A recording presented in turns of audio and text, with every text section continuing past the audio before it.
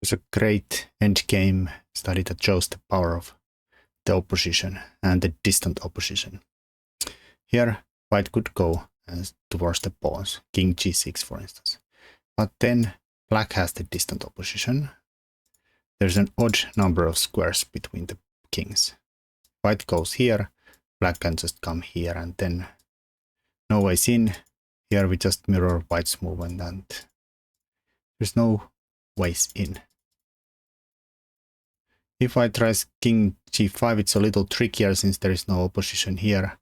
Black has to find king c7 where he can either white comes here, we can take this opposition, or we come here. It's, well, I don't know if this counts as an opposition, kind of a diagonal one, but here the point is that we have a nice little fortress going on around here. No way in for white king, and the pawn move doesn't do anything since these guys are just gonna get traded off for like this instance. And if white goes here, black has a king c6, keeping the distant opposition here, and then white has no ways in. We turn it into a direct opposition here or here. No way forward for white king. Here, white has the winning move here is to take the opposition themselves. So again, odd number of squares between the kings. If black goes towards that pawn here, white does the same. Now we keep the distant opposition, it's a little closer one. If black comes here, white comes here. Now it's the very direct one. And now the problem is that if you push the pawn, it's gonna die here. No way to hold on to it. If you try this, then white comes king f7. And now either you let the pawn go and go here, push the pawn, and then we already saw that here it just dies. And the last try is king d6. And now white gets to invade. And now either black king goes in here, white king just follows up, eats the pawn, but here we protect our pawn and win black pawn, and the black king is just on the wrong side of the things. Should be able to come to c7 when white takes this to hold it. But here we are too far from that. Another try is to play e5 first, whereas white then has to wait here. And now if king goes to e6, we just go and invade here. So pawn push is the better try, but white just takes it. And now king comes here, white just follows up. If you take the pawn, white king c6 is the only way to win. Attacking the pawn, black has to defend it. But here, this guy can't keep this protected. White's gonna win the pawn. And this king is still not being able to come here and block.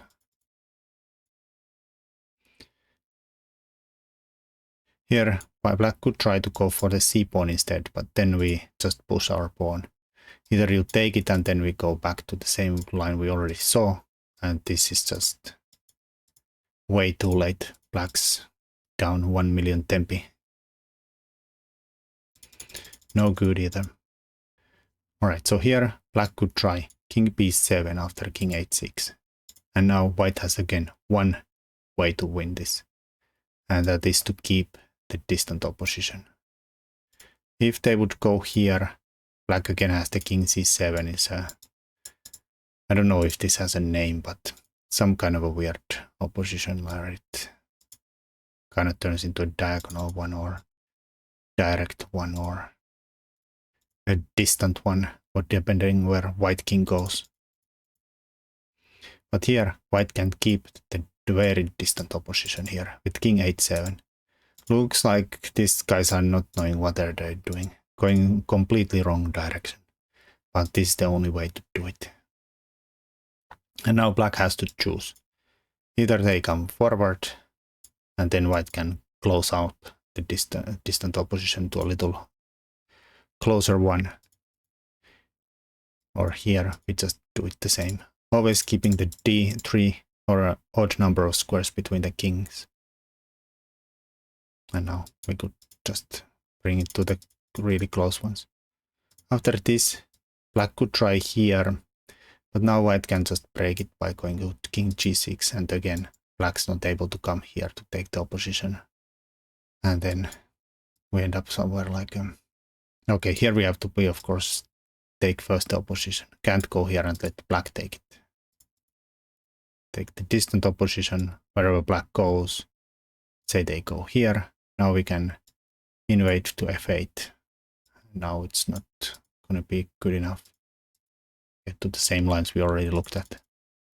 And here if black tries the king b6 instead, now white goes through king g8. And again, there is no opposition for black. Whatever they do, they come here. White takes a little, well, white also wins the pawn straight up. No longer about the opposition. So black kind of has to come closer to their pawn, and then white can again take the opposition here. Wherever goes, take the direct one. Here we can invade. Black goes to the back rank. Then we can go king f6, attacking this, but after king comes defend, we can take the direct opposition. And again the invade through here, and we already saw this. After king h6, the direct route to the pawns here is just too slow. White's gonna be faster, because he's gonna be able to defend their own pawn here and just wins the black pawn and win it that way. Alright. Well, I thought that was cool. Pretty good example of the power of opposition. Thanks for watching, and bye bye.